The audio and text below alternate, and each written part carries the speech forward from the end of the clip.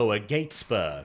The objective would be taken regardless of casualties, and eventually, after a long night of continued enforced fighting on the Inquisitor's own orders, it was finally seized by the timely intervention of the Grey Knights, who had been ordered in no uncertain terms by the Lord Inquisitor that this would be a decisive battle, and that their participation was expected.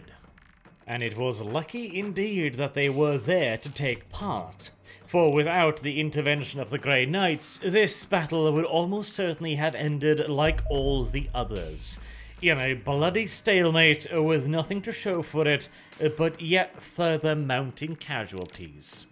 And the cost was high.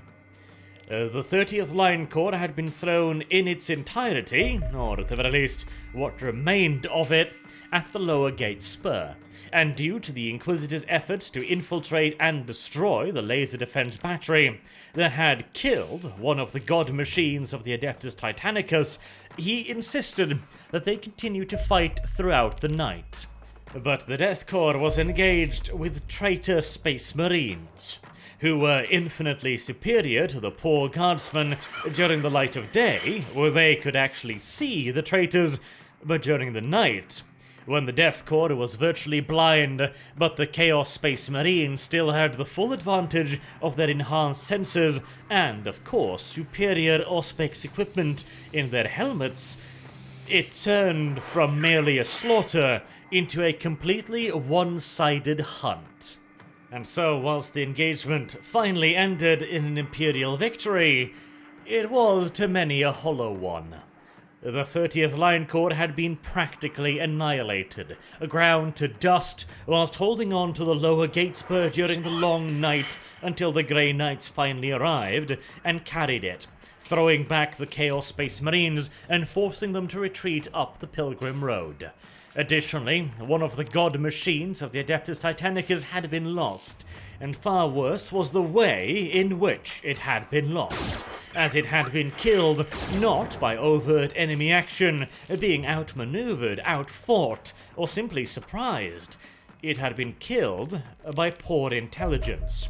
The southernmost laser defense battery was supposed to have been inert, destroyed by the lengthy bombardments leading up to the assault, and yet it had not. And the Adeptus Mechanicus is not the forgiving sort. In fact, it is possible that it was this that was the primary reason for why the Lord Inquisitor insisted that the assault continues throughout the night, instead of allowing the 30th to retreat, reinforce, reorganize, and move forward on the second day. Because it was entirely possible that if no real progress had been made and a break in the fighting occurred, then Legio Astorum may very well deem that this was the end of the offensive. They might then withdraw their support to it and hold the Inquisitor responsible for the destruction of one of its precious titans, for little to no gains and due to his own impetuous nature. And with the strained relationship already present between the Lord Inquisitor and the High Principe, that may very well have resulted in the complete withdrawal of the Legion itself.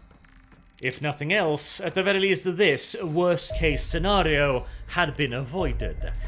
But all in all, frighteningly little had been gained in trade for a god machine and the essential annihilation of the 30th Line Corps. The capture of the lower gate spur in and of itself was fairly inconsequential. It did mean that the southern laser defense bastion could now be permanently taken out of action, and it could then be used as an observation platform to guide further artillery fire down upon the citadel more accurately, but it was not a breach in the citadel's own walls, and it would not prove an overly advantageous position from which to launch further assaults, as any further offensives would have to make its way slowly up the Pilgrim Road, exposed to a huge quantity of defensive guns. However, the offensive had achieved what was, in all due reality, its primary objective, and that, of course, was simply to buy yet more time for the Lord Inquisitor and keep his political enemies at bay. Thousands upon thousands of men had been sacrificed, all in the name of keeping Lord Hector X in charge. Something that quite a few under his command might start questioning whether or not had truly been worth it. Many a Death Court officer had questioned the odd approach that Marshal Kagori had had to waging the war on Vrax, but Kagori had produced results, and he had done so far more cheaply than the Lord Inquisitor. And whilst the cost may not have mattered a few years ago, when the 88th was still highly prioritized by the Adeptus Munitorum, that was no longer the fact, and some may begin to question whether or not the 88th could survive this rate of attrition. But luckily for Lord Hector, he was about to receive reinforcements. He had sent out various envoys in an attempt to enlist the aid of the mighty Adeptus Astartes, the God Emperor's avenging angels, the Space Marines. And finally, one of those requests had borne fruit. It had taken a long time, as the envoy had to travel a considerable distance indeed, but finally he was able to place the Lord Inquisitor's written request directly into the hands of Chapter Lord High Commander Verent Ortris of the Red Scorpions. As you may recall, the Red Scorpions had already intervened in the war on Vrax. Then, on the behalf of the Lord Inquisitor's predecessor, Marshal Arnim Kagori, the Red Scorpions had carried out a bold, deep-strike assault, seizing control of the breach first via a squad of assault marines dropped from the back of a Thunderhawk transport which passed over it in the dead of the night. They then placed a teleporter beacon which carried in reinforcements from the Red Scorpions' 1st Company Terminator Elites. This small but highly effective force then managed to hold onto the breach for long enough for the Red Scorpions' mechanized reserves to rush up and deploy tactical and devastator squads. The Astartes were then later relieved by the 88th's own forces, led in by an assault corps. The taking of the breach had been a pivotal moment in the war on Vrax, as it forced the enemy to surrender their outward positions that they had seized during a counterattack. Now they were finally almost completely hemmed up within the curtain walls, and upon further breaches then being led by the Lord Inquisitor, it sent the last few remnants of the Cardinal's forces fleeing back into the Citadel itself. And without the intervention of the Red Scorpions, it is entirely possible that the 88th would still have been held out by those very same curtain walls, attempting to make another breach or battering its way through the one already created. It would, however, still take quite some time before the Red Scorpions were willing to commit themselves to the war on Vrax again. The Lord's request would be brought before not only the Lord High Commander, but also the leading officers of the Red Scorpions. Together, they would decide whether or not to once again go to that hellish planet, and they would have to take into consideration that whilst the strike force had indeed managed to secure the breach, the force had suffered devastating casualties, and if they had caught news of the Red Hunter's fate upon the lower armory gates, that might be yet further reason for the Red Scorpions to decide that maybe, just maybe, we will let this request pass us by.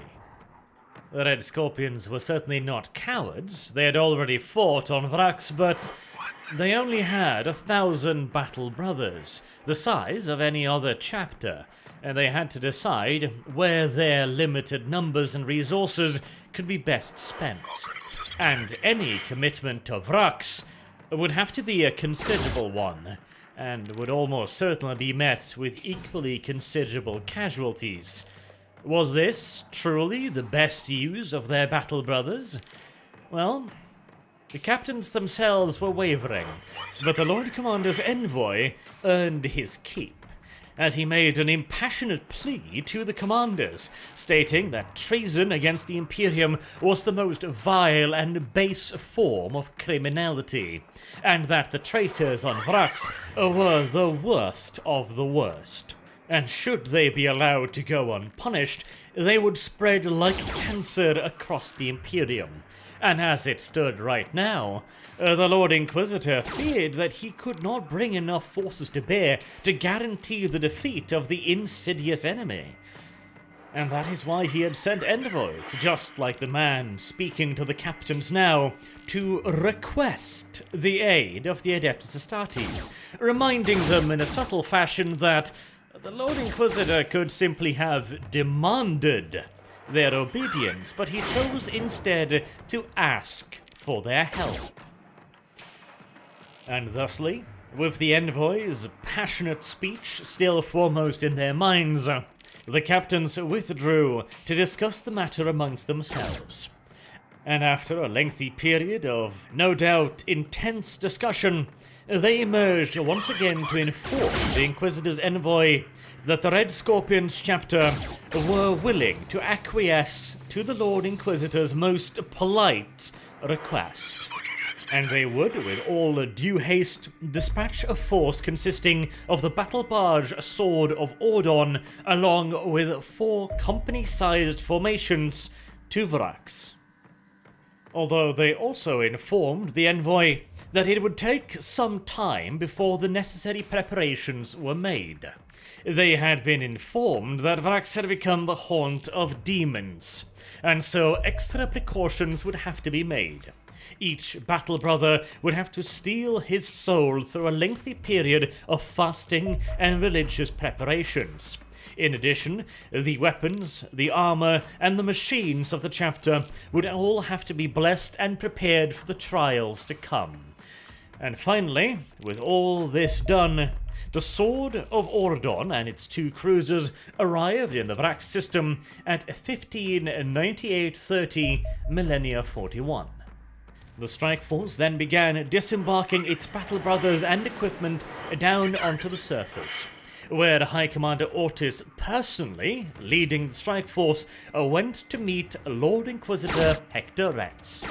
This was something that the Lord Inquisitor must have been particularly pleased about. The arrival of 400 Astartes was obviously quite the relief in and of itself, but the fact that the force was commanded by the chapter master personally not only showed that the Red Scorpions were serious in their commitment to ending the war on Vrax, but his presence also lent a great deal of legitimacy to the Lord Inquisitor himself, since the presence of an Astartes chapter master would be viewed by many of his political enemies as an implicit endorsement on behalf of the Red Scorpions for the Lord Inquisitor's actions. And even better for Hector Rex, the Scorpions also brought with them a certain sense of pride and determination. They were the ones who had taken the curtain walls, and so, now that they had arrived with a larger force, they felt it was their honor-bound duty to finally end the conflict. And thusly they requested the most difficult mission the Lord Inquisitor could impart upon them, the most arduous task, and the most well-defended objective. And Lord Hector Rex was happy to comply. The objective was to be the very same that the attack upon the lower gate spur had opened access to. The Red Scorpions would move up the Pilgrim Road and towards the St. Leonis Gate. Then they would seize the massive armored gatehouse itself and hold it against any potential enemy counterattacks, opening up a path straight towards the Basilica of St. Leonis itself. This meant that the Red Scorpions would have to advance up the single Pilgrim Road in full view of all of the enemy's defenses, then fight their way into a long tunnel complex leading to the St. Leonis Gate. A tunnel complex no doubt filled to the brim with defensive weaponry, mines, and all manners of unfortunate obstacles. And finally, once they fought their way through the gate, they would then have to take the armored gatehouse itself, which, due to the protection of the void shield generators, was almost entirely intact. The massive artillery barrages had at best scratched some of the paintwork, scuffed the battlements a little bit, whilst the main structure itself was virtually untouched, and was expected to house a vast quantity of traitor soldiers. And of course, then there was the problem of the traitor Space Marines. The Black Brethren had already shown an interest in protecting this side of the Citadel. They had countercharged the 30th Line Corps' attack upon the lower gatehouse spur, and when the Red Scorpions would be driving for it, there was every chance that the Black Brethren would make another appearance, pitting the best of the worst against the God Emperor's finest warriors. And, of course, there was also the demons to take into consideration. The Grey Knights would, as always, be in reserve, but as we have already seen, the Grey Knights' definition of what is and is not a worthy target, well, let's just say that it doesn't necessarily have a whole lot to do with the concept of preserving the life of their allies. Commander Ortiz had asked for a tough assignment, and he had most certainly gotten one. Now he would withdraw along with his officers and plan on how to achieve his objectives, preferably without getting all of his brothers murdered in the process.